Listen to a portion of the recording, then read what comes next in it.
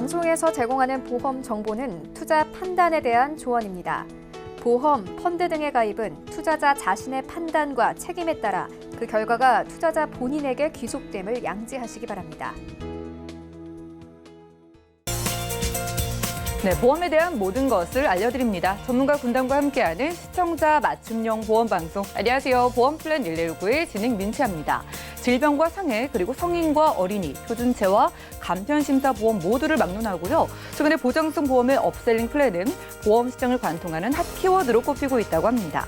보장성 보험의 전반이요. 보장 금액은 상향되고요. 새로운 담보가 생기고 또 누적 가입 한도가 올라가는 등 업그레이드되고 있기 때문인데요. 자, 그렇게 많은 보험들 중에서도 특히나 암보험과 최근에 민식이법 시행으로 주목을 받고 있는 운전자 보험의 업셀링이 그렇게 큰 인기를 끌고 있다고 합니다. 그래서 오늘 라이플랜 A 강의 시간에는요. 업셀링이 꼭 필요한 두 가지 보험 소개해 드릴게요. 강의 시간 함께 하시면서 부족한 내 보험 채워보시는 시간 마련해 놨고요. 그리고 여러분들의 크고 작은 보험 고민들도 모두 해결해 드리고 있습니다. 참여 방법 살펴보시죠. 저희 보험플랜 119에서는요. 전화, 문자 통해서 모든 고민 해결 가능한데요. 보험에 대한 모든 고민은 02-3153-2662번, 끝자리 2662번으로 언제든지 전화 가능하고요. 무료 문자로도 여러분들 고민 해결해 드리고 있습니다. 013-3366-0110번, 메시지도 지금부터 남겨보시기 바랄게요.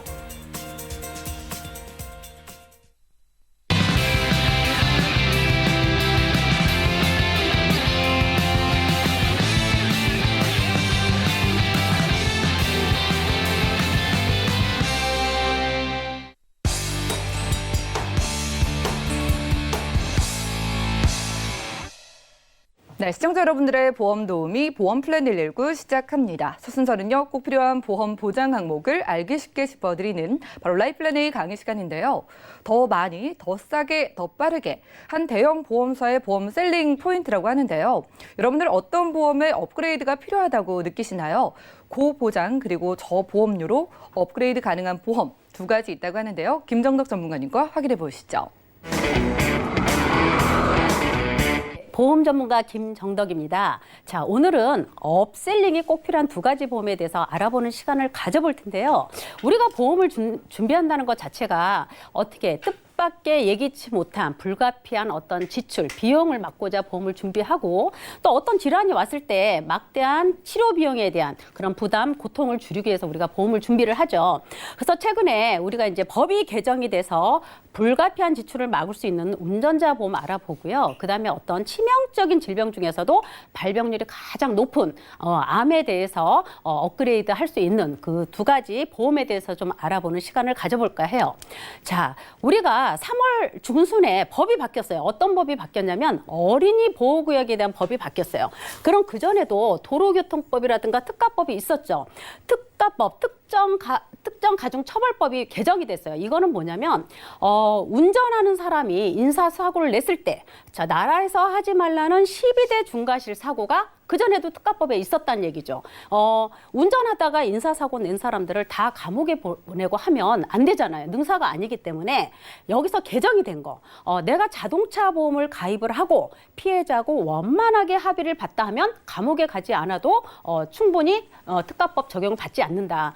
그러나 이 12대 중과실에서도 어린이 보호구역에 대한 사고에 대해서는 이제 강하게 처벌을 하겠다라고 3월 25일 날 개정이 됐어요. 이 개정이 된 가장 취지는 뭐냐면 13세 미만의 어린이가 어린이 보호구역에서 사망하는 일은 이제는 있어서는 안 된다라는 게 가장 큰 핵심이죠. 그래서 법이 개정이 됐어요. 그런데 도로교통법은 어떻게 개정이 됐냐면 어린이 보호구역에서 어떤 단속 카메라라든가 신호등을 의무화 설치해라라는 게 도로교통법에 추가가 됐어요. 그리고 특가법에서는 어린이 보호구역에서 사고가 나면 어떤 사고가 나면 다치게 했어요. 어린이 보호구역에서 다치게 했어. 그럼 다치게 했으면 어떻게 되냐? 1년 이상 15년 이하의 징역에 처한다. 아니면 500만 원 이상 3천만 원 이하의 벌금에 처하겠다. 근데 어린이가 만약에 사망을 했어요. 그럼 벌금이고 뭐고 다 필요 없다. 3년 이상 무기징역에 처하겠다. 이렇게 법이 바뀐 거예요. 그래서 우리가 어린이 보호구역을 지나갈 때는 어떻게 해요? 신호위반이라든가 속도위반 할 일은 없을 것 같아요. 요즘 굉장히 예민하게 지나가고 있지만 우리 애기들이 어디서 어떻게 튀어나올지 몰라요. 그런데 어떻게 바뀌었냐면 나의 과실이 1%, 10% 조금만 있어도 다 처하겠다 이렇게 바뀐 거예요. 그래서 법이 악법이 법이어도 따라야 되기 때문에 우리는 여기에 따른 불가피한 지출을 막아야 되는 게 맞죠. 그래서 운전자 보험이 왜 업그레이드가 필요한지를 같이 알아보는 시간을 가져봅니다. 자, 보험회사가 되게 잘한 일이 있어요. 우리가 그동안에 이 12대 중과실 사고에 대해서는 6주 미만 사고에 대해서는 공소권이 없기 때문에 따로 피해자하고 합의 볼 일이 없었어요. 그런데 어떻게 해요? 특가법이 개정이 되니까 어린이 보호구역에서 사고만큼은 경미한 사고도 처벌을 하겠다. 이렇게 바뀐 거죠. 근데 보험사가 어떻게 해요? 이미 그 전에 가입한 운전자 보험에서는 내가 따로 추가 보험료를 내거나 변경 신청을 하지 않아도 어린이 보호구역 안에서 사고에 6주 미만 사고에는 소급 적용을 해주겠다. 그러니까 나는 가만히 있어도 내게 알아서 소급 적용이 됐어요. 그래서 내가 만약 운전하다가 6주 미만의 어린이 보호구역에서 사고를 냈다. 내가 운전자 보험을 가입하고 있다. 그러면 그 혜택이 된다. 그 말씀이죠. 그런데 우리가 운전자 보험을 업그레이드를 해야 되는 이유는 뭐냐면 바로 이 교통사고 처리 지원금입니다. 이게 뭐냐면 개인적인 형사 합의금을 얘기하는데요. 이 예전에는 이제 그 운전자 담보에 이 형사합의금 한도가 3천만 원 내지 5천만 원, 많게는 5천만 원까지 있었어요. 그런데 지금은 어떻게 해요? 우리가 의식불명, 중상해라든가 어떤 사망을 했을 때 3천 내지 5천 갖고는 형사합의가 이루어지지 않는다는 얘기죠. 그래서 지금 이제 현재 각 보험사에 한 보험사에 가입할 수 있는 게 1억 한도까지 가입이 가능합니다. 1억 한도까지 가입하고 누적, 나는 1억 한도도 조금 불안해라고 하시는 분은 업계 누적으로 해서 2억까지도 가입이 가능해요. 근데 실질적으로 지금 현재 그렇게 중과실로 형사합의가 이렇게 1억 이상으로 나가는 사례는 많지 않기 때문에 1억도 충분하다. 그래서 1억 한도를 가져가시는 분들은 기존에 내가 형사합의금이 너무 조금 적게 되신 분들은 업그레이드를 할 수가 있습니다. 그러나 비용은 기존의 운전자 보험하고도 큰 차이가 나지 않아요. 그래서 1억짜리 운전자 보험을 갖고 있게 되면 6주 미만 500만 원은 기본 따라가는 거고 6주 이상 10주 미만 할 때는 2천만 원까지 실손 보상 가능합니다. 그리고 10주에서 20주 진단받으면 7천만 원 이렇게 준비하실 수가 있어요. 그래서 운전자 보험을 준비할 때는 형사합의금이 가장 중요하죠. 왜? 불가피한 나의 지출을 막기 위해서는. 그래서 법이 바뀌었기 때문에 충분히 운전대를 잡는 분들은 업그레이드를 무조건 하셔야 된다. 그런 말씀을 드려봐요. 그러면 어떻게 플랜을 어떻게 짤 수 있느냐. 자, 기존에 내가 2009년 10월 이전에 내가 운전자 보험을 갖고 있다. 그러면 그때는 정액보상이에요. 그래서 그 담보는 손대지 않고 2009년 10월 이후에 가입하신 분들은 아마 교통사고 처리 지원금 한도, 형사합의가 한도가 굉장히 작을 거예요. 그래서 기존에 갖고 있는 분들은 이 업셀링 포인트로 갖고 가셔도 돼요. 업그레이드로. 여기에는 어떻게 해요? 교통사고 처리 지원금 1억도 들어가고 만약에 내가 피해자하고 원만하게 합의를 못 봐서 변호사를 선임하게 되면 변호사 선임비용도 들어갑니다.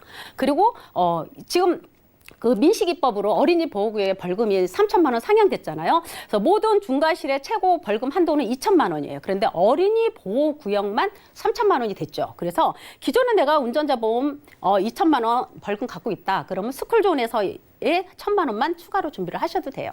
그리고 만약에 내가 기존에 운전자 보험이 있는데 그닥 한도가 크지 않다. 그러면 정리하고 한다 해도 이렇게 들어가시면 됩니다. 그래서 그럴 때는 뭐 스쿨존이 아니라 그냥 일반 벌금 3천만 원 한도로 가져가시면 돼요.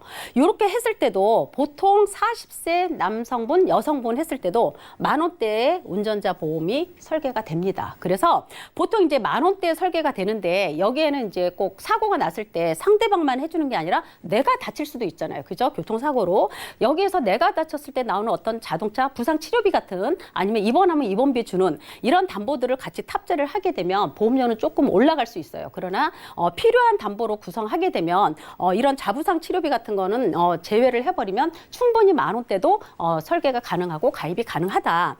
그리고 이제 보통 보험사가 요즘 같은 경우는 이제 이렇게 법이 바뀌고 하니까 이제 연만기로 많이 판매를 하죠. 그래서 보통 한 20년 납, 20년 만기로 해도 손색이 없는데 보통 페이백이라는 어떤 특약을 같이 들어갑니다. 이거는 뭐냐면 내가 만약에 부상 등급에 뭐 1에서 7급 사이다 그러면 납입 면제를 하는데 납입 면제하고 돈을 안 내는 게 아니라 그동안 냈던 돈을 다 돌려주는 거예요. 돈이 다시 돌아오는 거죠. 그래서 이런 특약들도 같이 있습니다. 상품 안에는. 그래서 이런 거 보시고 보통 뭐 20년나 20년 만기해서 10,000원 플랜으로 이렇게 가져가셔도 괜찮아요. 보통 이제 1급에서 7급 하면 납입 면제인데 보통 7급, 가장 적은 7급 정도에 되면 어떻게 납입 면제를 받을 수 있는지 보면 보통 이런 조관절 골절이나 고관절 이렇게 골절이 아니라 탈구만 돼도 납입 면제를 받을 수 있다. 뭐 그런 얘기예요. 그래서 뭐 어깨 관절, 뭐 쇄골 골절 이런 정도 돼도 납입 면제 해당이 된다. 그래서 이런 납입 면제 특약이 있는 그런 운전자 보험으로 구성을 하셔도 굉장히 적절하지 않을까 싶습니다. 그리고 이렇게 업그레이드가 필요한 운전자 보험 다음으로 이제 가장 필요한 게 뭐냐면 암 치료예요. 암 치료. 암 치료는 이제는 어떤 말이 나오냐면 돈만 있어도 치료할 수 있는 시대다라는 말이 나옵니다. 그래서 보통 암 환자들보다 신약 개발이 훨씬 더 몇 배가 더 많다라는 얘기를 해요. 그러나 이 약들이 다 통과돼서 식약처 허가를 받는 약들은 아니에요. 다 임상 실험 중에 약이 있습니다. 그런데 그 중에서도 어떤 거냐면 이제 표적 항암 약물 치료비예요. 이게 굉장히 생소한 담보죠. 우리가 보통 암 보험을 가입을 하게 되면 진단 받았을 때 주는 게 가장 좋아요. 그죠? 진단 받았을 때 주는 보험이 가장 좋죠. 그렇지만 어떻게 해요? 진단만 받아도 주는 보험은 저렴하지는 않죠. 그렇죠? 표적 항암 약물 허가 치료비 이거는 뭐냐면 식약처의 허가를 받아야 되는 치료예요. 허가를 받는데 이 상품은 어떻게 구성이 되냐면 갱신이에요. 갱신. 아직 보험사가 이 상품 담보를 굉장히 오픈하지 않았습니다. 지금 생명보험회사에서 한 군데 있고 손해보험회사에서 한 군데 있어요. 아직 보험회사의 손해율이 이루어지지 않았습니다. 그래서 지금 10년 갱신이고 만약에 이거에 대한 손해율이 높아지면 이 담보는 없어질 수 있는 담보에 들어갈 수 있겠죠. 현재 10년 갱신이고 암보험하고 똑같이 90일 면책이고 감액기간 있습니다. 그리고 16세에서 65세까지 가입이 가능하고요. 65세까지는 표적 항암 약물 허가 치료비를 5천만 원까지 가져갈 수 있고 70세까지는 3천만 원 가져갈 수 있습니다. 최저 보험료는 10,000원이에요. 그래서 지난 내가 갖고 있는 암보험에 대한 업그레이드가 필요하다. 내가 기존에 암 진단비를 2,000, 2,000 내지 3,000, 5,000까지 갖고 있으신 분들은 내가 병원에서 암 치료하다가 이런 약물 허가 치료를 받아야 될 경우 이거는 진단받아서 주는 게 아니거든요. 병원에서 치료를 받아야 주는 진단비예요. 그래서 그런 고가의 치료를 받을 수 있는 이런 항암 치료제 담보는 암 진단비를 준비하셨던 분은 선택이 아닌 필수로 꼭 준비해서 갖고 가셔야 된다 하는 말씀을 드려보고요. 이거는 어떤 거냐면 보험사가 이제 아까 65세까지가 5천만 원 최초 1회안이죠. 암 진단비하고 똑같습니다. 최초 1회안으로 65세까지 표적 항암 치료 허가 치료비를 5천만 원까지 해준다. 근데 여긴 납입 면제 기능도 있다. 납입 면제가 어떻게 해? 암 진단, 유사암을 제외한 암 진단 시 납입 면제를 해주고 상해 질병 80% 이상이면 납입 면제를 해준다. 그래서 이 표적 항암 약물 치료는 암 진단하고는 담보가 조금 성향이 다릅니다. 그래서 굉장히 가입을 하는데 인수가 굉장히 완화돼 있어요. 그래서 내가 상해든 다치든 아프든 내가 병원에서 현재 치료 중에 있다라고 하면 거절이에요. 그죠? 어느 보험사도 다 거절이겠죠. 그렇지만 내가 혈압약을 먹든 당뇨약을 먹든 아니면 혈압이나 당뇨약을 같이 복용을 하든 아니면 협심증 진단을 받았든 급성심근경색이나 뇌졸중 아니면 심장판막 굉장히 다 중증 질환들이죠. 이런 질환을 받았어도 인수가 가능합니다. 다만 인수가 가능하지만 고지는 해야 돼요. 내가 이러이러한 질환이 있다라고 고지를 해야 돼요. 고지를 해도 자동 심사 내지는 다 인수가 된다. 내가 뭐 유방에 혹 있거나 자궁에 혹 있거나 어떤 혹에서 정기 검진을 받는다는 부담보 인수도 가능하겠죠. 되는 거고 그다음에 거절되는 건 딱 있습니다. 내가 현재 암 진단 받았거나 아니면 에이즈 간경화 또는 백혈병이나 신부전증 요로 있는 질환은 거절입니다. 그래서 요 네 가지 질환만 아니면 충분히 준비할 수 있다. 그래서 내가 기존에 갖고 있는 암 보험과 충분히 업그레이드 할 수 있다. 그런 말씀 드려봅니다. 어떻게 이거는 처방을 받느냐? 의사가 그냥 처방을 내려주는 거예요. 이거는 우리가 혈압이나 당뇨약 먹는 것처럼 똑같이 달달이 약을 처방받아서 먹는 거예요. 그래서 이거는 입원도 필요 없어요. 그냥 통원해서 의사 선생님의 처방을 받아서 이루어지는 겁니다. 그래서 보험사가 이렇게 의사로부터 처방만 내려졌다 그러면 보험사가 바로 보험금을 지급하는 시스템으로 되어 있습니다. 이거 치료비. 자, 어떻게 되면 지금은 유방암이나 뭐 폐암, 대장암, 위암 이런 경우도 이제 표적 치료제가 여러 가지 약이 있습니다. 뭐 아바스틴 있고 뭐 얼비툭스 뭐 모르는 이런 약제 이름이 많이 있는데 보통 이제 유방암도 이제 어떤 약을 쓰느냐에 따라서 이렇게 다릅니다. 어떤 경우는 6개월 쓰고 어떤 경우는 1년 쓰고 어떤 경우는 1년, 2년 가까이 이렇게 씁니다. 그래서 유방암 같은 경우도 보통 2천에서 4천 정도의 항암 치료제 비용이 나와요. 폐암 같은 경우는 보통 1년 미만으로 나와도 치료비는 유방암의 2배가 되죠. 4천에서 7천만 원 정도 됩니다. 그리고 뭐 대장암이나 위암 같은 경우도 굉장히 비싸요. 뭐 40개월이면 3년 넘게 이 항암 치료제 복용을 한다는 얘기예요. 이렇게 했을 때 보통 이렇게 월 평균 비용이 400만 원이 넘습니다. 이렇게 월 평균 비용. 그래서 이거는 기존에 이제 뭐 수술도 하고 하는 경우도 있지만 재발이나 전이가 됐을 때 이 암세포를 이렇게 줄여주는 그런 치료제입니다. 그래서 더 이상 커지지 않고 번지지 않게 해줄 수 있는 치료제예요. 그래서 시대에 맞는 그런 치료법이다 할 수가 있겠죠. 자. 지금 현재 보면은 이게 다 임상 시험 중에 있는 약이죠. 그죠? 자, 지금 현재 2016년도에 처음으로 인정을 받았어요. 이게 이제 시대에 맞는 임상 실험의 식약처 허가를 받는 거죠. 그래서 현재 이제 20여 종의 임상 시험 중에 있습니다. 그래서 지금 현재 이 치료를 받아서 완치에 가까운 치료를 해서 일상생활 하시는 분들도 굉장히 많으세요. 그런데 보통 우리가 이제 암 진단을 받았을 때 어떤 게 가장 좋다고 했을까요? 암 진단 받았을 때는 수술이 가장 좋습니다. 절제, 떼어내버리는 게 가장 좋아요. 근데 이제 수술하고 나서도 항암 치료 하시는 분들도 있고 수술하고 항암 치료 안 하시는 분들도 많으세요.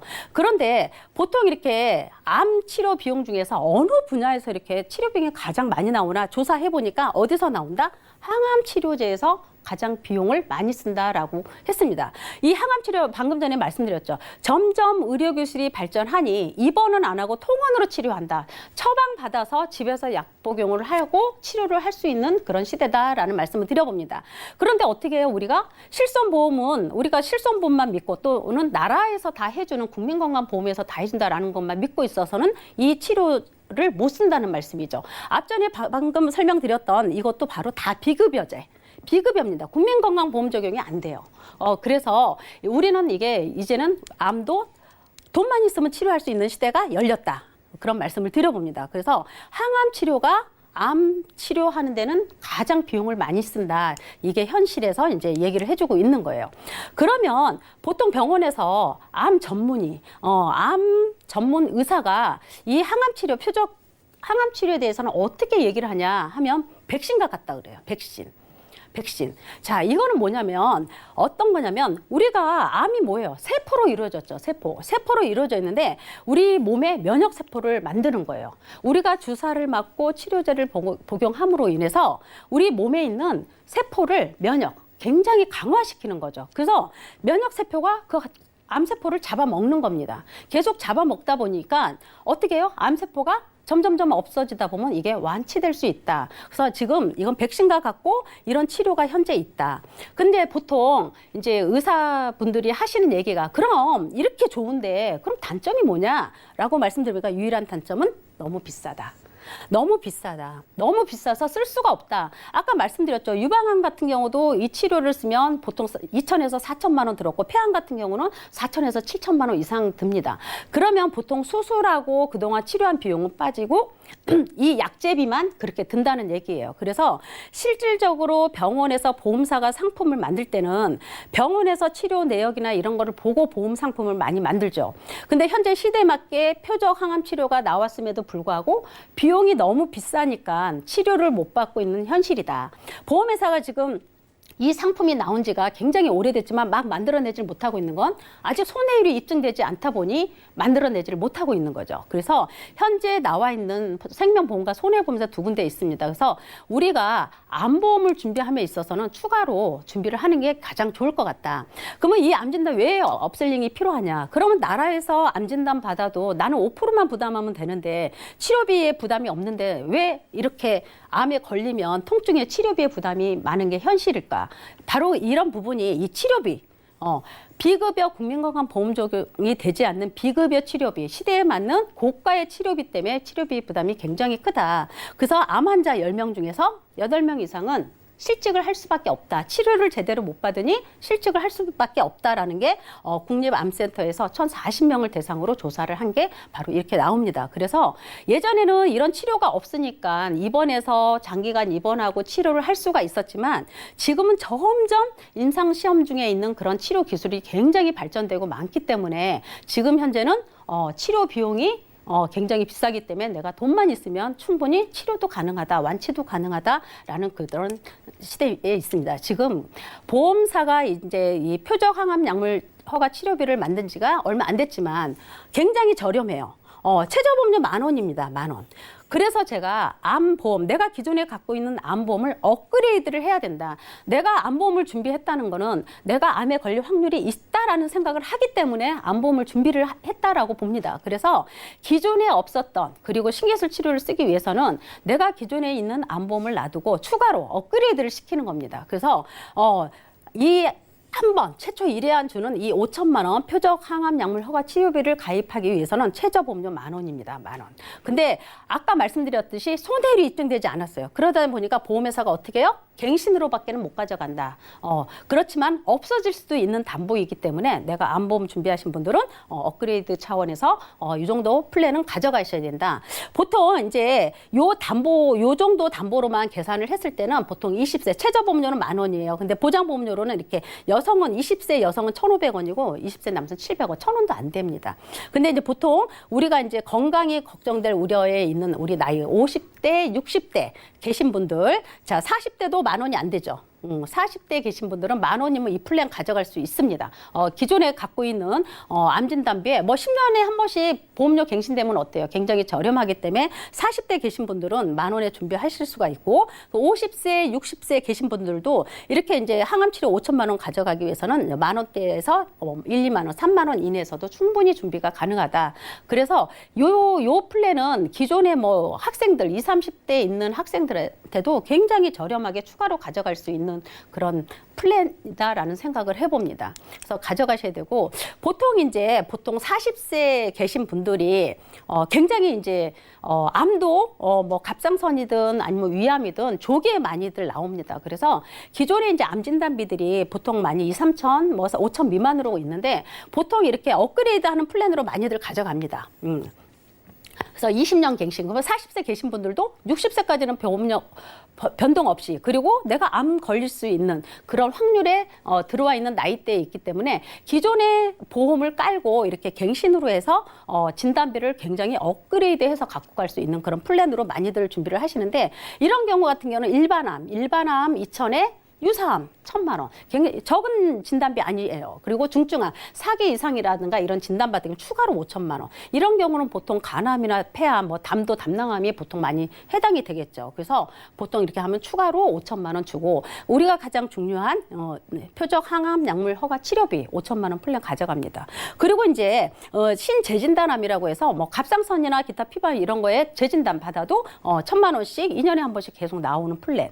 그래서 기존에 갖고 있는 거를 내가 충분히 업그레이드 하기에는 보험료가 저렴하게 괜찮다. 그래서 남자 3만 원대, 여자 4만 원대 해서 이런 플랜으로 가져가셔도 괜찮습니다. 그리고 내가 기존에 비갱신으로 뭐 보험 준비가 잘 돼 있다. 그러면 표적 항암 약물 치료비 들어가는 10,000원대에 설계해서 내가 갖고 있는 보험을 업그레이드 한다는 거는 굉장히 중요한 일이라는 생각을 해봅니다. 그래서 오늘은 우리가 보험을 준비하는 거는 앞전에 말씀드렸지만 불가피한 지출을 막는 거예요. 이게 바로 우리는 살아가면서 제2의 재테크라는 생각을 해보고요. 이제 암은 어떻게 해요? 암은 우연히 생긴다고 하거든요. 내가 아무리 좋은 음식 먹고 좋은 곳에 있어도 암이 안 생길 수는 없어요. 우연히 생긴다고 하거든요. 예방은 못해도 어떻게 해요? 이제 치료할 수 있는 시대다. 그래서 내가 경제적으로 부유하지 않으면 이렇게 저렴하게 암 진단비 정도는 업그레이드해서 준비하는 게 가장 현명한 생각이다라는 생각을 해봅니다. 그래서 오늘은 꼭 필요한 2가지 보험에 대해서 자료를 준비해봤습니다. 네, 강의는 여기까지 마치겠습니다. 네, 지금까지 라이플랜의 강의 시간이었습니다. 업셀링, 그러니까 업그레이드가 필요한 2가지 보험은요, 바로 암보험과 운전자 보험이었습니다. 일단 암보험요, 암 진단비가 아니라 표적 항암 치료 시 치료 비용을 5천만 원 주는 그런 보험을 소개해드린 건데요. 예전에 여러분들이 아시는 암 치료와는 정말 차별화가 될 정도로 효과도 뛰어나고요. 완치율도 정말 높은데 문제는 비싼 치료 비용이라고 합니다. 자, 그러니까 여러분들이 암 진단비가 있으셔도 이제 표적 항암 치료 비용을 주는 보험이 필수로 가져가야 된다고 리모델링 플랜으로 추천드린 거고요. 자, 2번째는요. 최근에 민식이법 시행으로 정말 운전하시는 분들의 고심과 걱정이 깊어지고 있는데요. 있는데요. 한 10,000원대 정도면 훨씬 더 보장이 커진 운전자 보험까지 가져가 볼 수 있다고 하니까 두 가지 보험 모두 지금 있으셔도 꼭 문의를 주셔서 10,000원대로 업그레이드 해보시면 좋겠습니다. 전문가님께 몇 가지 질문 드릴 게 있는데요. 지금 뭐 굉장히 이 암 치료에 대한 기술이 발전을 하고 있는 것 같거든요. 그런데 만약에 내가 허가받지 않은 표적항암 치료를 받다가 중간에 이 약물이 허가될 수가 있잖아요. 이럴 때도 우리가 치료 비용을 받을 수 있는 걸까요? 네, 충분히 치료 비용은 받을 수 있고요. 허가받지 않은 치료를 받았다는 건 뭐냐면 이제 더 이상 병원에서 치료할 수 있는 어떤 치료법이 없을 때 이제 그런 얘기를 많이 듣는데, 우리가 만약에 진단받아서 나는 계속 치료를 받고 싶은데 치료할 수가 없지만, 의사가 지금 나온 법에는 없지만 지금 임상 실험 중에 있는 어떤 치료가 있지만 기존에 받은 치료보다 훨씬 더 효과가 좋을 수도 있다. 그런데 이거 한번 받아보시겠냐 했을 때는 이 암 환우한테는 굉장히 간절한 동아줄 같은 그런 느낌이 들겠죠. 그래서 그 치료를 받아요. 근데 임상실험 식약처 허가가 안 났지만 이거는 장기가 1년, 2년, 3년 동안 또 계속 복용할 수 있는 치료이기 때문에 내가 받는 중에 만약에 이게 임상시험에 식약처 허가가 떨어졌다. 그러면 이거 보험금 지급 가능합니다. 치료받는 중에 허가가 떨어지면 보험금 지급 가능하다. 그렇게 말씀드리고 싶습니다. 맞아요. 정말 의료기술이 발달하면서 계속해서 암 치료를 위한 신약들이 개발되고 있다고 합니다. 내 보험만 뒤처져 있으면 안 되겠죠. 중간에 허가를 받아도 5천만 원 받을 수 있다고 하니까 여러분들의 보험, 암 진단비만 있으시다면 치료 비용도 함께 준비해 보시면 좋겠고요. 자, 그럼 전문가님, 내가 만약에 암 진단을 받았어요. 그런데 표적항암 약물 처방을 받고 치료를 들어가기 전에 그러면은 다음 날 그냥 보상금을 청구하면은 5천만 원 받을 수 있는 걸까요? 네, 이것도 받을 수 있죠. 왜냐하면 보통 우리가 암보험을 가입을 하게 되면 이제 암 진단비를 받기 위해서는 우리가 수술하고 진단하고 조직 검사 결과 떼어서 이게 암이 어디까지 침륜됐는지 그 병기를 보고 보험사가 이제 암 진단비를 지급을 하잖아요. 자, 이거는 암 진단을 받고 이런 서류가 필요 없습니다. 이미 암 진단 받고 진행하는 관계에서 병원에서 처방을 해줬어요. 근데 내가 가서 그 약을 구입을 안 했어요. 이래도 보상은 가능합니다. 그리고 이제 이거는 뭐 조직검사 결과가 나오는 그런 게 아니고 처방만 받아서 가는 거기 때문에 내가 처방 받았다. 그 다음날 가서 바로 청구해도 보험사에서는 보험금을 주기 위해서 약관상에 다 정해져 있습니다. 그래서 이거는 처방만 받아도 보험금을 바로 준다. 다음날. 이렇게 말씀드릴 수가 있겠어요. 와, 이거 좋네요. 그러니까 아직 치료를 받지 않은 상태에서 의사가 이 환자에게 표적항암 치료가 필요하다. 이런 처방만 받으면요, 바로 다음날 치료 전에 5천만 원이라는 큰 치료 비용을 여러분들이 일시금으로 받을 수 있다고 합니다. 그러니까 암 치료 전에 큰 돈 받으시고 치료 비용에 대한 부담 전혀 느끼지 않으시면서 치료에 집중하실 수 있을 것 같아요. 자, 오늘 김정주 전문가님 모시고 라이프레데이 강의 시간 함께 했고요. 자, 이렇게 오늘 소개해드린 표적항암 치료비, 치료 비용을 주는 보험사는요, 한두 곳 회사밖에 없다고 합니다. 자, 그러니까 뭐 너무 치료 비용이 비싸니까 엄두도 못 내시는 분들이 많은데 그 치료 비용을 주는 만큼 보험회사 입장에서는 리스크도 큰 보험이라고 할 수 있겠고요.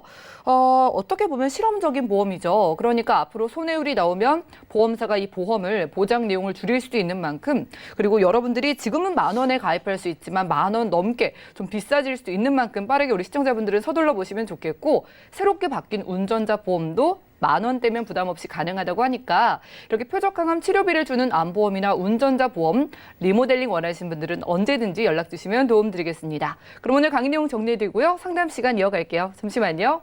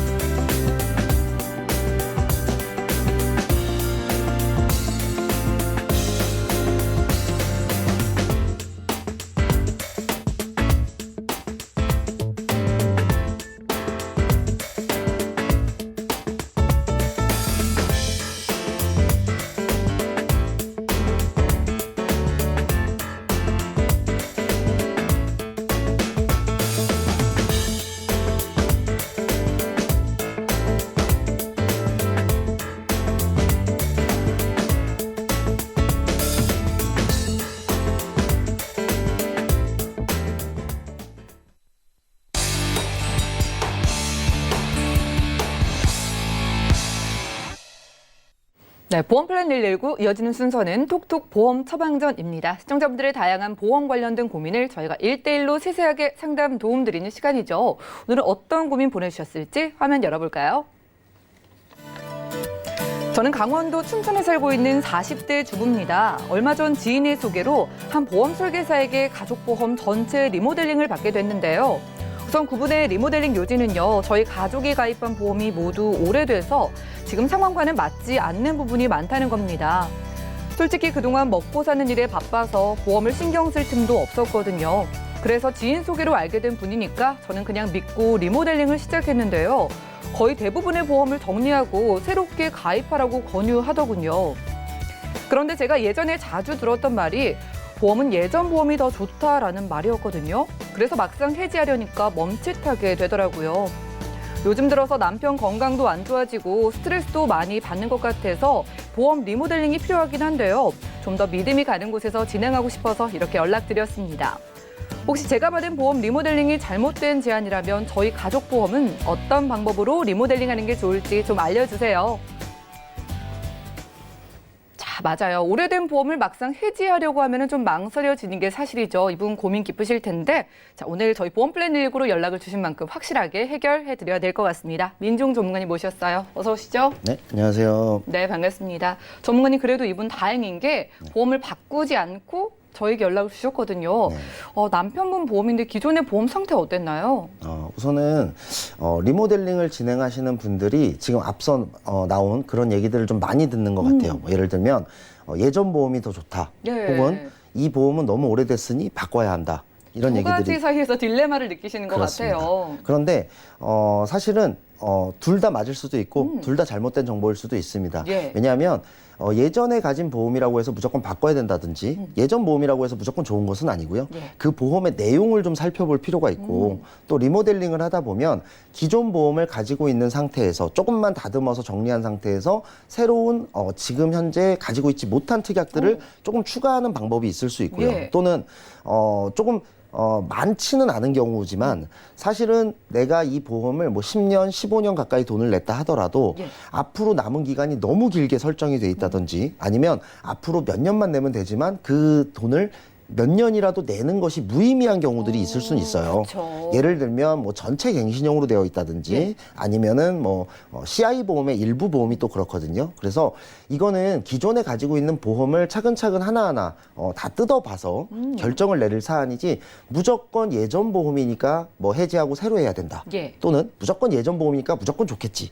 이런 정보는 조금 잘못된 정보이기 때문에 기존 보험을 조금 뜯어볼 필요가 있다. 이렇게 말씀을 좀 드릴 수 있을 것 같아요. 그래요. 예전 보험이라서 좋은 점도 나쁜 점도 있을 수 있는 것 같은데 그럼 이분의 기존 보험은 어땠을까요? 우선은 기존 보험을 보기 전에 예전 보험이라서 좋은 경우가 뭐가 있냐라고 좀 말씀을 드리자면요. 예. 예전에는 지금처럼 약관이 세분화돼 있거나 구체적이지 못했어요. 그래서 약관이 지금의 약관과 비교해 보자면 좀 두루뭉술한 상태다 이렇게 볼 수도 예. 있었거든요.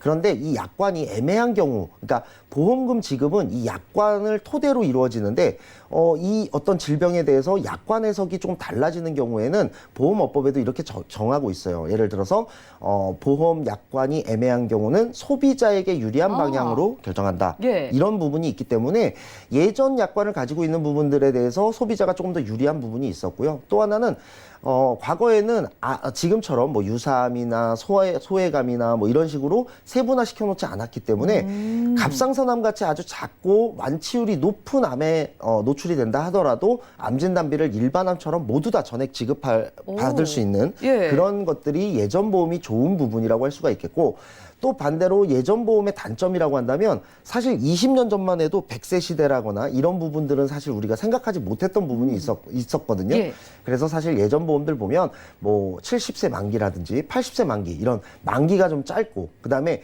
또 지금하고 물가가 다르기 때문에 보장의 금액이 또 굉장히 적었어요. 그런 부분들은 좀 단점이라고 볼 수가 있는데 지금 화면에 나와 있는 대로 기존 보험을 좀 한번 제가 말씀을 드리자면 예. 지금 이분이 가지고 있는 기존 보험입니다. 2010년도에 가입을 하셨고요. 실손보험을 제외하면 이 보험 안에는 갱신형이 없어요. 다행이네요. 그러니까 다 비갱신형으로 이루어져 있죠. 예. 그리고 10년 전 보험인데도 전부 다 100세 만기로 이루어져 있습니다. 예. 그렇기 때문에 이게 만기가 짧은 것도 아니고 갱신형이 끼어 있는 것도 아니에요. 그렇기 때문에 이 보험을 만약에 해지하고 제한받은 대로 해지하고 새로 가입을 한다면 예를 들어서 지금 암 진단비 3천만 원에 대해서는 절반 이상 돈을 납부를 하신 상태거든요. 예. 그러니까 반만 납부를 하면 암 3천만 원은 100세까지 그냥 보장을 받을 수가 있는데 이거를 해지하고 새로 가입하게 되면 암 3천만 원이든 5천만 원이든 처음부터 다시 보험료를 납입해야 되는 상황이 생기는 거죠. 당연히 암 진단비뿐이 아니라 여기 있는 모든 입원비, 수술비 모든 것들이 다 마찬가지입니다. 그러니까 10년 가까이 내가 절반 이상 낸 금액을 모조리 다시 처음부터 시작해야 되는 단점이 생기고요.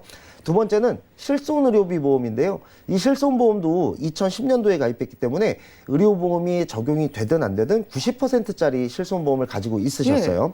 그런데 이 실손보험을 해지하고 새로 가입하게 되면 당연히 지금 현재 실손보험을 가입해야 되기 때문에 실손보험에서도 조금 불이익을 받을 수가 있고 또 이분이 10년간 병원을 한 번도 다니지 않으신 분이 아니거든요. 네. 그러니까 이 병원력, 치료력 때문에 부담보가 발생할 수도 있는 상황이에요. 그렇기 때문에 실손보험을 바꾸는 데는 지금 이분 같은 경우 조금 생각을 좀 많이 하셔야 되는 거고 사실은 안 바꿔도 된다면 지금 현재 실손보험을 유지하는 것이 좋겠고 또 그 밑에 가족일상생활 배상 책임이 있는데 네. 지금 이 가족일상생활 배상 책임이라는 특약은 모든 보험사가 전부 다 갱신형으로 바꿔 있습니다. 지금 이분은 2010년도에 가입했기 때문에 비갱신형 보험을 가지고 있거든요. 그런데 이 부분 또한 다시 갱신형으로 바꿔야 되는 위험성이 있고요. 그래서 제가 생각할 때는 이 보험에도 물론 빈 곳이 좀 보여요. 예를 네. 들면 질병우유장애라는 특약이 당시엔 없었기 때문에 그런 특약도 보이지 않고 뇌혈관 질환 진단비나 허혈성 심장질환 진단비와 같이 100%를 보장하는 뇌와 심장에 대해서 100% 지급하는 그런 특약들도 보이진 않아요. 그래서 그 부분은 약간 보완할 필요가 있고 암 진단비도 당시에는 3천만 원 정도면 적당하다라고 생각을 하셨겠지만 사실 지금 생각해보면 3천만 원은 조금 부족하다고 느끼실 수도 그렇죠. 있거든요. 그렇기 때문에 이 부분 같은 경우도 조금 더 업셀링을 할 필요는 있어 보이지만 그렇다고 해서 지금 현재 100세 만기로 잘 되어 있고 비갱신형이 되다가 이미 10년 이상, 절반 이상 납입한 보험 그리고 일부 특약들의 경우 지금 바꾸면 오히려 더 손해인 그런 특약들도 가지고 있는 보험을 해지할 필요는 전혀 없어 보이고 다만 이 보험 안에 적립보험료가 조금 설정이 좀 많이 되어 있는데 네. 이 부분을 적립보험료만 삭제를 하신다라고 해도 지금 내고 계시는 12만 7천 원에서 약 한 2만 원에서 3만 원 정도가 줄여지는 상황이거든요. 네. 그렇기 때문에 이 보험은 적립보험료만 삭제를 한 상태에서 그대로 유지를 하시고 모자라는 부분만 업셀링을 하는 것이 가장 좋은 리모델링 방법으로 보이는데 이분이 제안을 받았다고 했잖아요. 맞아요. 그래서 제가 제안받은 보험도 한번 봤어요. 예. 어떤 보험을 제안받으셨는지. 근데 보면은 일단 생명보험의 종신보험을 제안을 받으셨고 이분의 요지는 보험료가 좀 줄지 않았냐라는 거거든요. 예. 근데 지금 문제는 이 남편분 보험만 제가 지금 보여드리고 있습니다만 가족분 전체를 이렇게 바꾸라는 얘기예요. 전체를 종신보험으로 추천해 주신 네, 거네요. 맞습니다. 근데 한번 차근차근 한번 보면요. 예. 금액은 뭐 한 2만 원 정도가 줄어 보여요. 그냥 단순히 보기에는. 그런데 이 보험은 일단 기본적으로 30년 납이에요. 아, 오래내네요. 그렇죠. 지금 가지고 있는 보험은 이미 10년을 납입을 했죠.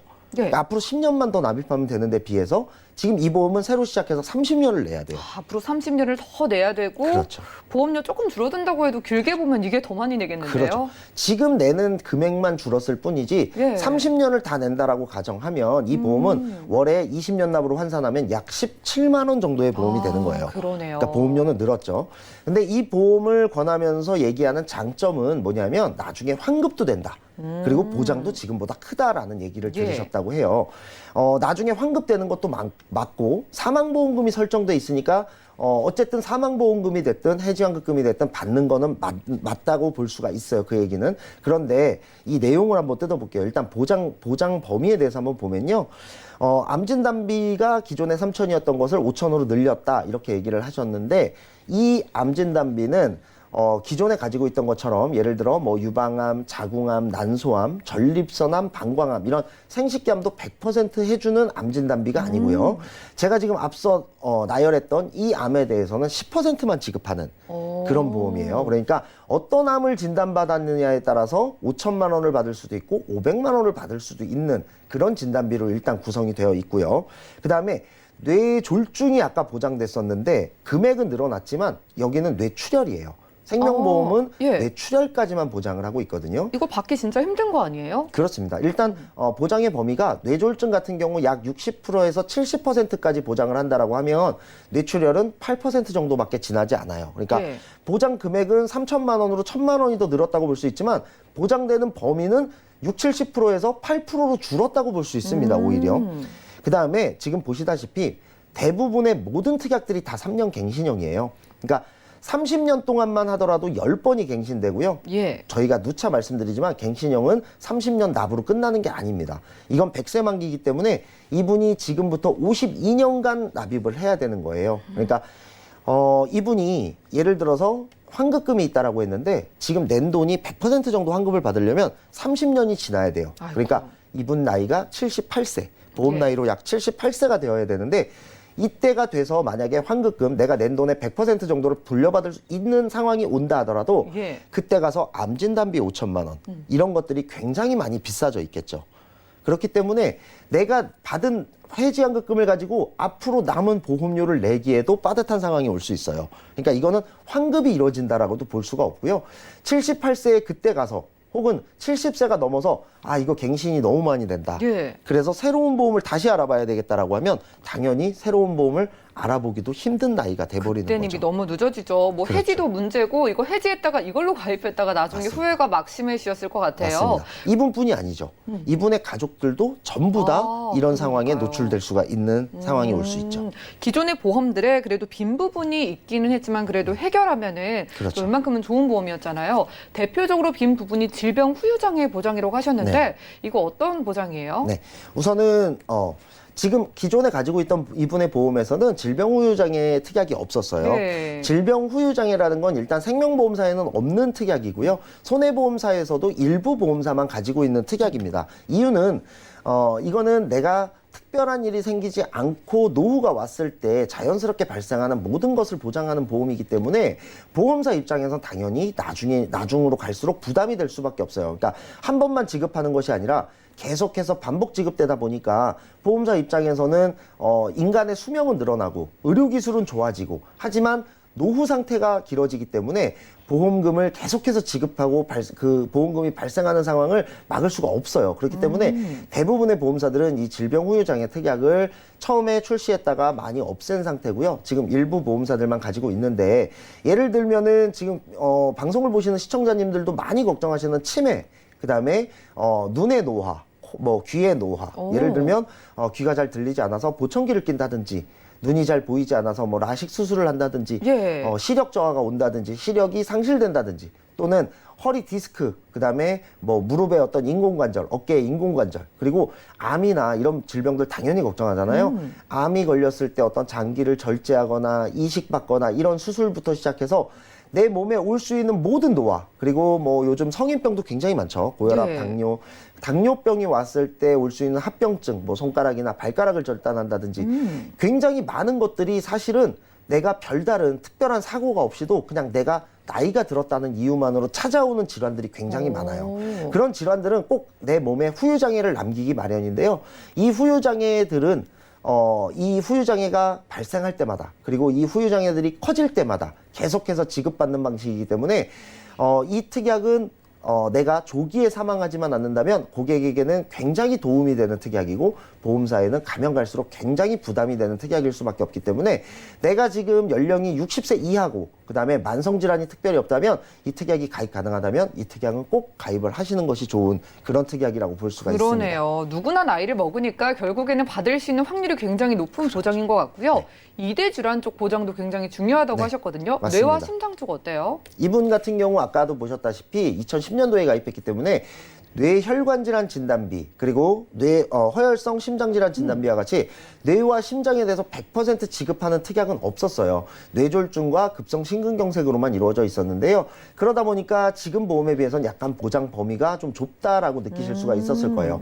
하지만 기존의 뇌졸중도 이미 뇌 질환의 60-70%를 차지하고 있는 만큼 그리고 10년 이상 돈을 내신 만큼 그걸 굳이 없애실 필요는 없다라고 봐요. 그렇기 때문에 뇌혈관 질환 진단비만 조금 추가하시면 되고 이분도 어쨌든 지금 40대 후반이세요. 그렇기 때문에 한 보험당 뇌혈관 질환 진단비가 크게 가입되진 않아요. 뭐 어린이 보험처럼 뭐 5천만 원, 3천만 원 이렇게 가입되지 않기 때문에 기존의 뇌졸중 특약은 유지하신 상태에서 뇌혈관 질환 진단비와 수술비만 조금 추가하시면 되는 상태고 심장 또한 마찬가지예요.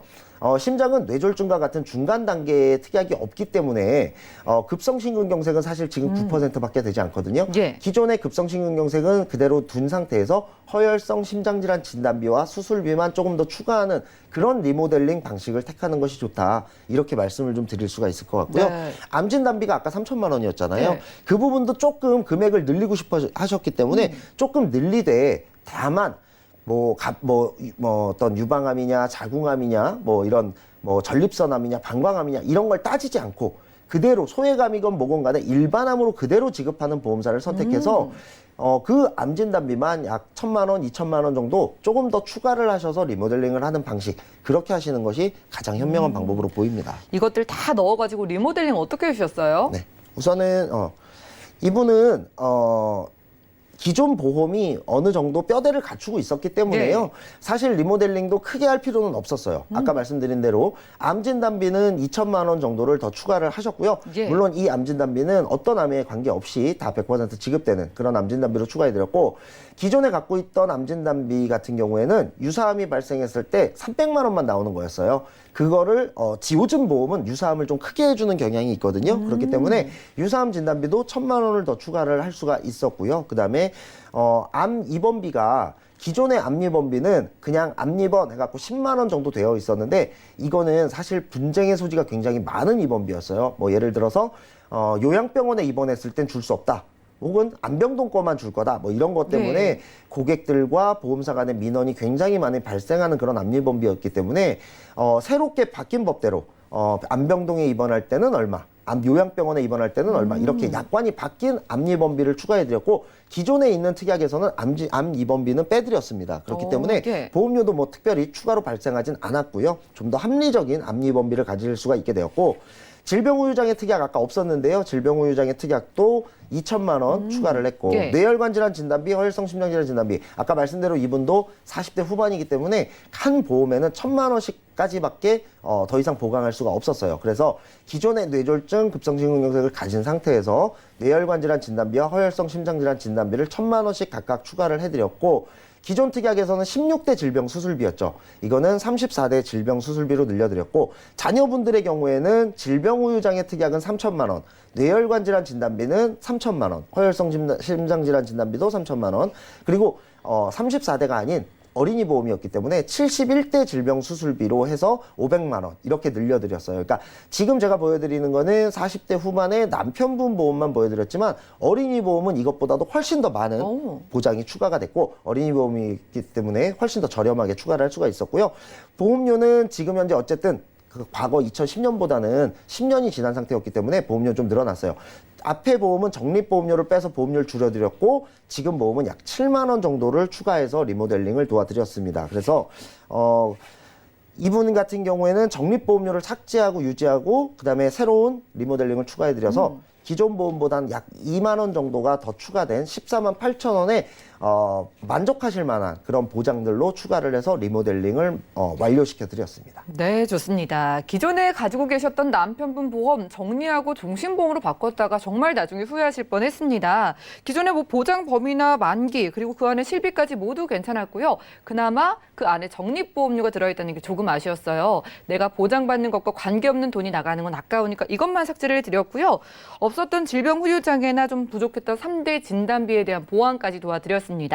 자, 시청자분들도요. 이렇게 보험은 사는 동안 동반자처럼 함께 가는 만큼 지인만 믿고 가입하기보다는요. 저희 보험플랜 119로 연락을 주셔서 정말 잘 제안받은 보험인지 그리고 기존의 보험은 어떤지 꼼꼼하게 점검과 진단 받아보시기 바라고요. 자, 오늘은 민지용 전문가님과 톡톡 보험 처방전 시간 함께했습니다. 저희가 제공해드린 정보는 투자 판단에 대한 조언일 뿐 해당 보험의 가치와 수익률을 보장하지 않는다는 점 기억 부탁드리고요. 저희 보험플랜 119 준비한 소식은 여기까지입니다. 더욱더 여러분들께 도움되는 보험 정보로 찾아뵙도록 할게요. 함께해 주신 여러분 고맙습니다.